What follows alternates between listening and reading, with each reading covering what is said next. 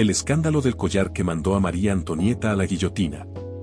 Hoy les traigo una historia fascinante que involucra diamantes, estafas y una de las figuras más controvertidas de la historia, María Antonieta.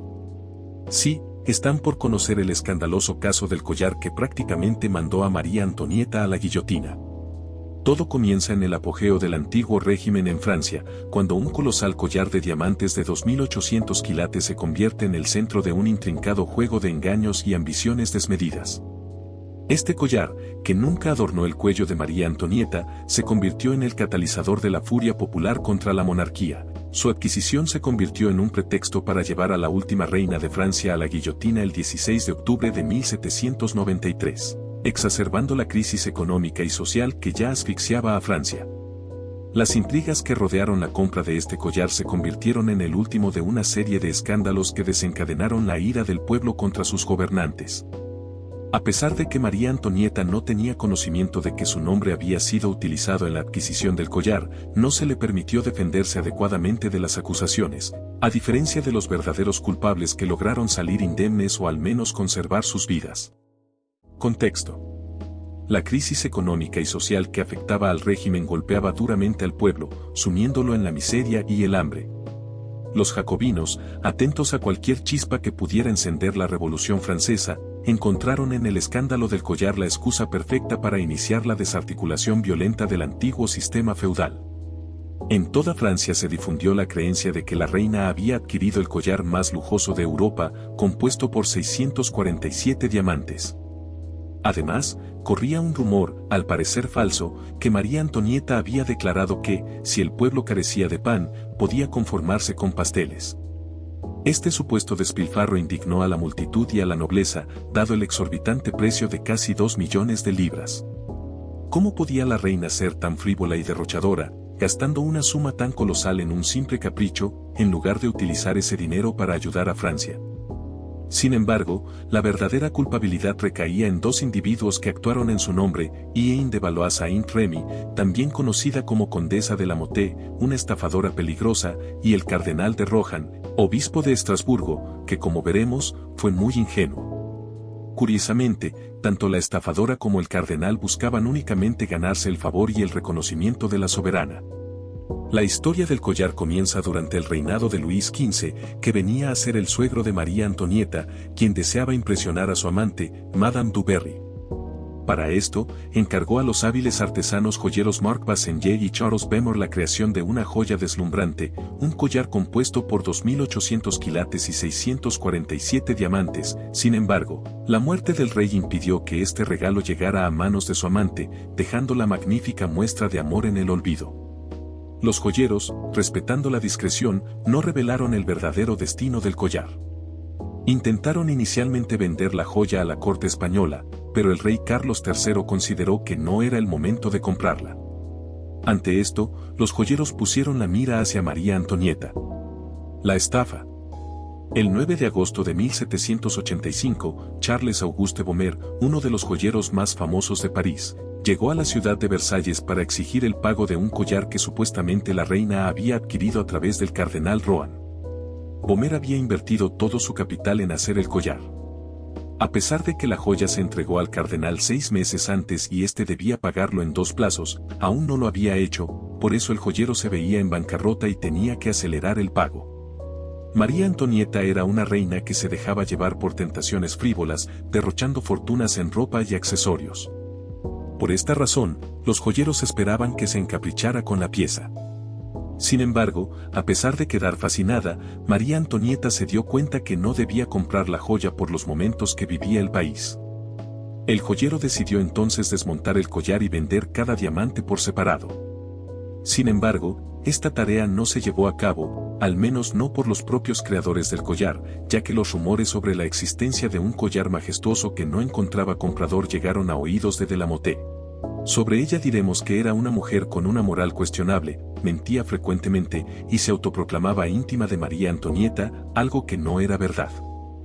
Así que empezó a fabricar su red de mentiras para implicar a María Antonieta para vincularla con el collar. Por otro lado, el cardenal de Rohan se creyó la mentira de la condesa de la Motte, ya que quería estar en el círculo de la reina por ambición a ser ministro de la corte a pesar de que ya era la máxima autoridad eclesiástica de Versalles. El cardenal se reunió muchas veces con la estafadora de la Motte, la cual le dijo que la reina quería comprar el collar y como ella era íntima amiga de la reina, le había confiado el mensaje de que el cardenal actúe como el testaferro discreto de la compra. El cardenal fue convencido. De la Motte le aseguró al clérigo que María Antonieta le devolvería el dinero a plazos. El obispo, que tenía dinero pero carecía de intuición, pagó la joya a los joyeros. Una vez que el cardenal tuvo en sus manos la codiciada alhaja, de la Motte fue a verlo con su amante, llamado Marc Retox de Villeté, haciéndolo pasar como un sirviente de la reina, para que le entregue el collar y éste se lo iba a dar a la reina. Como sabemos, el clérigo cayó redondito en el engaño. Las sospechas. Así que el collar con sus 647 diamantes, terminaron en las manos de la señora condesa de la Motte, quien se dio cuenta de lo ingenuo que era el cardenal. Se dio cuenta que si alguna vez surgía un problema, o el secreto se descubría, sabía que el cardenal Rohan lo arreglaría discretamente para evitar la vergüenza. Iba a preferir pagar el collar con su dinero, sin llamar la atención. Entonces optó por tratar de sacar el mayor provecho de la joya. Su amante, Retox de Villeté, comenzó a desmontar los diamantes de la joya monumental para venderlos en partes en la ciudad de París. Y al tratar de hacerlo, levantó sospechas entre los joyeros porque ofrecía los diamantes a bajo precio, así que llamaron a la policía y lo detuvieron para investigarlo por robo. Ante el interrogatorio, Retox empezó a decir que las joyas pertenecían a la condesa de la Motte, también dijo que era una íntima amiga de la reina y que era la condesa más popular en Versalles, ya que andaba en todo momento en la corte. Así que como la misma de la Motte había regado el rumor de su amistad con la reina, la cual ni la conocía, nadie cuestionaba su integridad, pero al verse cada vez más en peligro de ser atrapada, integra a la ecuación del engaño a su marido Antoine Nicolas de la Motte para que venda las piedras preciosas en la ciudad de Londres, entre los joyeros de la ciudad que gustosamente compraron sin pedir explicaciones. Cuando se deshizo de todo, la condesa de la Motte se comunica con el joyero que hizo el collar, el señor Bohemer, y le confiesa que la carta de garantía que le había dado con el sello de la reina era falsa, pero le asegura que el cardenal Rohan iba a cancelarle la venta del collar. Bohemer decide ir directamente donde la reina para explicarle lo sucedido, ya que se dio cuenta que lo más probable sea que el cardenal no le pague por la joya. La caída.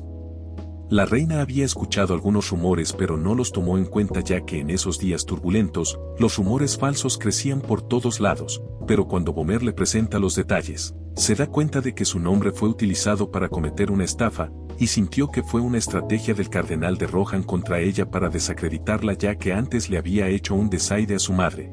Monta en cólera y pide la detención del cardenal. Y esto fue un gran escándalo. El cardenal de Rohan pertenece a una de las familias más prominentes de Francia, y el hecho de que haya sido detenido públicamente como un delincuente común indigna profundamente a la nobleza.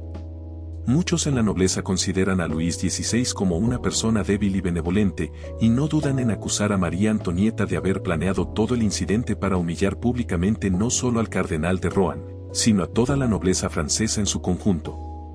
La Iglesia no permitiría que mancharan el buen nombre de uno de sus servidores más importantes, y la nobleza, indignada, montó en cólera cuando Luis XVI, por orden de su esposa María Antonieta, ordena públicamente su arresto y reclusión en la Bastilla. Después de la detención de Rohan, la propia condesa de la Motte, claramente implicada en el asunto, es detenida. Su marido, por su parte, ha huido a Londres con los últimos diamantes, y Retox de Villeté huyó a Suiza. Le permiten escoger al cardenal donde celebrar su juicio, en la corte del rey o en el parlamento. Eligiendo este último, el parlamento opina que cualquier sentencia condenatoria hacia el cardenal va a ser excluida, al estar claro que ha sido víctima de una estafa. Sin embargo, el parlamento debe elegir entre una absolución con reprobación hacia la conducta del cardenal, que ha usado el nombre de la reina sin su consentimiento, lo cual afianzaría la posición de María Antonieta, o una absolución completa, lo cual hundiría a María Antonieta. La familia poderosa de los Rohan y la Iglesia también, defendieron al cardenal Rohan con fiereza, retratándolo como víctima de María Antonieta. La iglesia se mostró indignada por el ultraje público infligido por el rey a uno de sus prelados, y el proceso concluyó con la absolución total del clérigo. El parlamento absuelve de manera completa al cardenal de Rohan, humillando públicamente a la reina y a la monarquía francesa, cuyo prestigio interno se va a pique. Igualmente, condena en ausencia a Retox de Villette al destierro, y la condesa de Lamotte es condenada a prisión perpetua en el hospital de la Pitié-Salpêtrière. En las calles celebraron la liberación del cardenal, ya que el país necesitaba un motivo, real o ficticio, para derrocar a María Antonieta, a la cual le decían despectivamente la austríaca por su lugar de origen. La gente empieza a congraciarse con la condesa de Valois de Lamotte y le ayudan a escapar de su celda, entonces ella huye a Inglaterra. Como la gente seguía indignada por los detalles del juicio en donde se hablaba del despilfarro de la reina, la condesa, refugiada en Londres, se dedica a airear aún más el asunto. Publica unas memorias en las que muestra a María Antonieta como a una sádica dada a todo tipo de infidelidades y derroches, y ayuda a hundir más con la imagen pública de la reina. Tras estallar la Revolución Francesa en 1789, la Convención, que ve en ella a una suerte de heroína trágica víctima de la maldad de María Antonieta, la invita a regresar a Francia en 1791 con todos los honores. Pero para esto, poco antes de regresar, la condesa se arroja por la ventana de su casa de Londres, tratando de huir de unos prestamistas, aunque hay muchos que afirman que fue asesinada por agentes de la monarquía francesa.